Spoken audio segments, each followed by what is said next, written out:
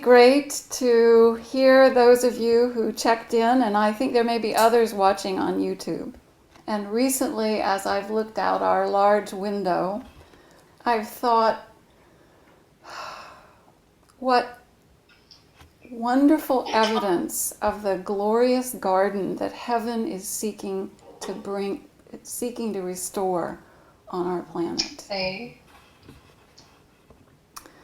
I was moved by something that Eugen said last Sunday. For all who are awakening, there is homework to do, especially as the coronavirus is stimulating a paradigm shift for the world. We need to prepare for the responsibility of leadership, to become leaders in the greatness of love. That is a different kind of leadership than most of what we see now or in history. It's something that anyone can offer, anywhere, regardless of their position or authority. Okay. So, a beautiful example of unexpected ways people can offer this kind of leadership was in a video that Sarah posted of a deaf woman singing. After losing her hearing, eventually, she overcame her feelings of despair. She described a song that she wrote called Try. After losing my hearing, I gave up. But I want to do more with my life than just give up. Singing that song, Try, on America's Got Talent inspired many others not to give up.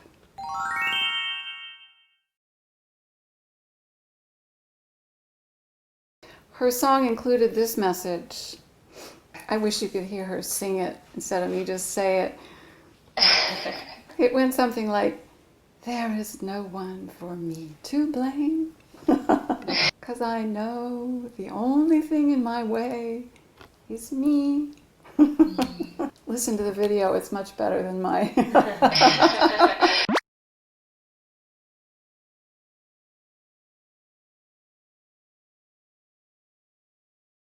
So, meeting our challenges in the highest truth we know is an act of leadership, and it opens the way for many others. So part of the homework Eugen referred to last Sunday that's required to become leaders in the greatness of love, I suggest is to purify our hearts and learn how to handle feelings creatively. So that is my topic today. Why is that important homework? Because leaders need to see accurately so they can act wisely. And the unhealed patterns in people color their vision of everything. So they judge, and their actions don't carry the wisdom of truth. 26 of us in the servers training course have been considering this topic for about 2 weeks. We've been reading material by Yolanda and Martin, including such themes as refining our feeling realm, subconscious restoration, control by truth versus feelings. I was delighted with the depth and power that participants shared online through Kakao Talk and small group conversations. 축하합니다. Congratulations. Yeah. So part of the homework for this course includes a regular practice using our bodies to understand and handle feelings. If we see feelings as energy, it's easier to shift the energy through physical movement. Actually, many of the negative emotions we feel are relatively easy to transform into something creative through some physical action.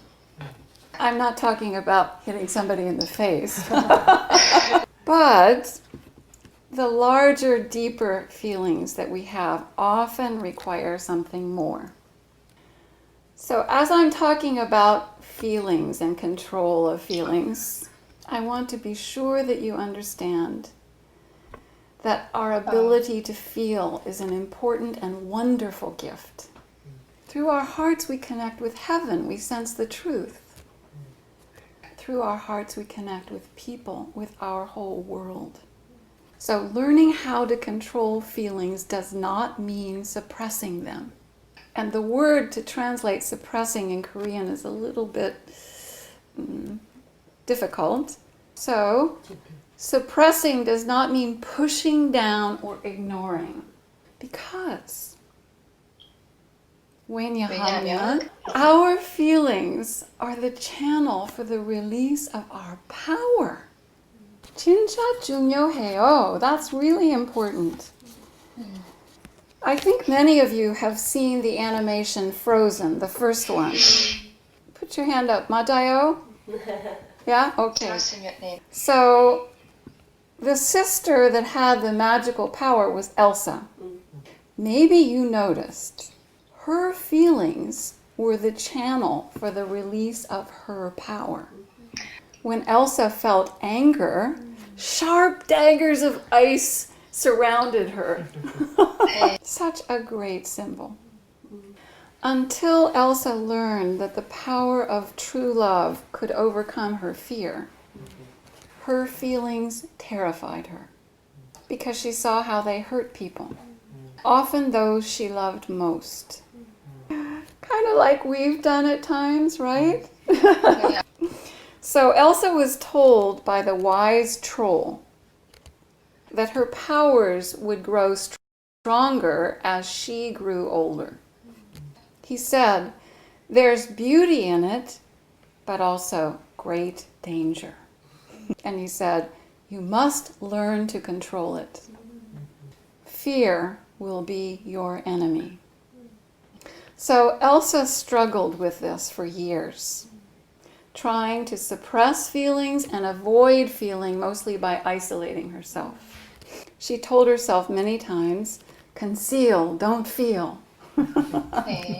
And when at last Elsa was finally alone, beginning to discover her true powers, her feelings actually created a beautiful palace and stairs, etc. They were made of ice, but beautiful. But not long after that, Anna found her. And Elsa told her to go away because it wasn't safe for her there. But Anna didn't want to leave. The anger Elsa felt about that struck Anna in the heart. It planted ice in her heart. So she went to the troll for help, and he said, if it's not removed, it would freeze you forever. And he also said, but I can't remove it. He said, only an act of true love can thaw a frozen heart. It's such a beautiful message and true. In Frozen 2, the second one, as Elsa matured and began to realize her real purpose and the truth of herself, she began to learn how to use her power creatively.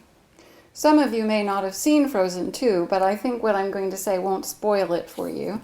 Elsa does learn how to use her power creatively, and she finds the truth. And she finds the truth. And together with Anna, they heal and set right the past, free the people, and restore beauty and love in the world. Leadership in the greatness of love. And actually, it is what we're doing, isn't it? So there's much in these animations that are wonderful metaphors for our own experience. There are even hints of transformation. Just as Anna was hit at times with negative feelings from Elsa, doesn't that happen to us many times? So learning to shift the energy of that and handle it creatively is an art. And it helps to recognize that negative feelings are often a cry for help. That's the most creative way to see them. and it allows us to transform the energy. But often we see them as attack. And then we jump to our defense. So through what someone says, they actually send a packet of energy, of anger to us. Often they don't realize it. Thinking about this reminded me of coronavirus.